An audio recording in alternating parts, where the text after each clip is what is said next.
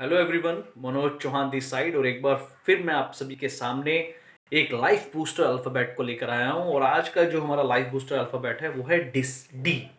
D specially अगर मैं बात करूं तो डी हमें बताता है डिसीजन के लिए। और डिसीजन भी सिर्फ डिसीजन नहीं होना चाहिए, दैट इज स्ट्रॉन्ग डिसीजन।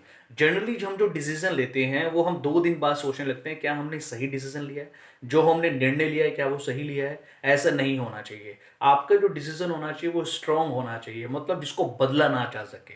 सो आप जिस भी फील्ड और जिस भी इंडस्ट्री में कोई डिसीजन ले चुके हैं, स्टे फोकस्ड हो जाइए, स्टे सेट हो जाइए, जिसको बदला ना जा सके। दूसरी अगर मैं बात करूं तो वो है डायरेक्शन। डी हमें बताता है डायरेक्शन। सिर्फ मेहनत करने से कामयाबी नहीं मिलती, सही दिशा में मेहनत करने से कामयाबी मिलती है। कई बार इंसान काम कर रहा होता है लेकिन उसकी डायरेक्शन सही नहीं होती। सेम लाइक दैट, ऐसे महाभारत में आपने देखा होगा कौरव काफी ज्यादा थे, ओके, और पांडव सिर्फ 5 थे लेकिन फिर भी उन्हें जीत हासिल हुई। उसका सबसे बड़ा रीजन ये था कि कौरवों को जो डायरेक्शन थी वो थी शकुनी मामा की, और यहां पर पांडवों को जो डायरेक्शन थी वो थी भगवान कृष्ण की। तो यहां पर डायरेक्शन का बहुत बड़ा रोल है। इसलिए डायरेक्शन जो आपको दे सके उसको जल्दी से जल्दी ढूंढिए, आपकी इंडस्ट्री में जो आपको आगे ले जा सके, किसी ना किसी को गुरु बना लीजिए। तीसरी अगर मैं बात करूं दैट इज कॉल्ड डिसिप्लिन। जब आप डिसीजन ले लेते हैं और आपको डायरेक्शन मिल जा देने वाला मिल जाता है या आपको डायरेक्शन मिल जाती है, तो अब आप डिसिप्लिन में आ जाइए।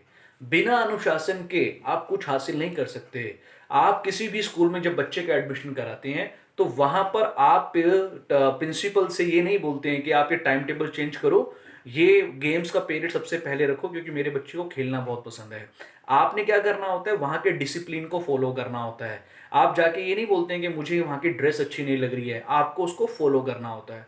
सो जो डिसिप्लिन है, जो अनुशासन है, अगर आपने डिसीजन ले लिया और आपको डायरेक्शन मिल गई है और अगर आप डिसिप्लिन हो गए, डिसिप्लिन अगर आप हो गए, अनुशासन में आप आ गए, तो आप अपने प्रोफेशन में और अपने इंडस्ट्री में बहुत आगे तक जा सकते हैं।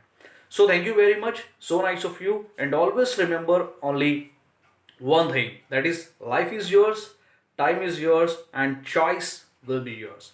Thanks a lot.